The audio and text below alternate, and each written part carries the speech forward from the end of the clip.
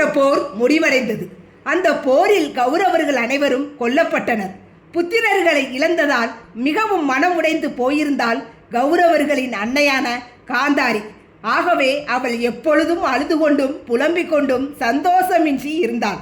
அவள் நிலையை தாங்க முடியாத எல்லோரும் கிருஷ்ணனிடம் வந்து காந்தாரிக்கு ஆறுதல் சொல்லும்படி கேட்டுக்கொண்டனர். கிருஷ்ணன் சொல்லும் வார்த்தைகளால் காந்தாரி தேற்றி விடுவாள் என்று நம்பினர். எனவே கிருஷ்ணன் காந்தாரியை காண சென்றான். கிருஷ்ணன் வந்திருக்கிறான் என்பதை கேள்விப்பட்ட காந்தாரி பொங்கி எழுந்தார். கிருஷ்ணன் பேச ஆரம்பிப்பதற்குள் காந்தாரியே பேச ஆரம்பித்தான். அந்த பேச்சு பெருங்கோபத்தில் உருவெடுத்த சாபமாகவே இருந்தது. மகாபாரத யுத்தம் வருவதற்கு காரணமாக இருந்தவன் நீ நினைத்திருந்தால் இந்த யுத்தமே வராமல் தடுத்திருக்கலாம். அப்படி செய்யவில்லை. ஆகையால் நான் உன்னை சபிக்கிறேன் என்றான். என்னுடைய உற்றார் உறவினர்கள் அனைவரும் அழிந்து போக காரணமாக இருந்தவன் நீ.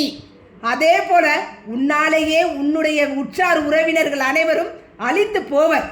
இன்னும் 36 ஆண்டுகளுக்கு பிறகு உன் வம்சம் என்று சொல்லிக்கொள்ள எதுவுமே இருக்காது. உன்னுடைய மரணம் கொடூரமான மரணமாக அமையட்டும்.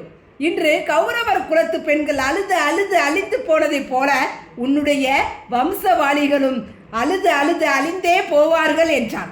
கூடியிருந்தவர்கள் திடுக்கிட்டு போயினர். காந்தாரி பத்தினி, கணவனை கூட பார்க்காமல் கண் திரையிட்டு கற்புக்கரசியாக வாழ்ந்தவள் அவள். சாபம் பொய்க்காதே என்று கலங்கினர்.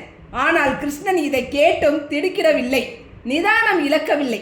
அவன் புன்முறுவலுடன் மிருதுவான குரலில் கூறினான், தாங்கள் என் காரியத்தை மிகவும் சுலபமாக்கி விட்டீர்கள்.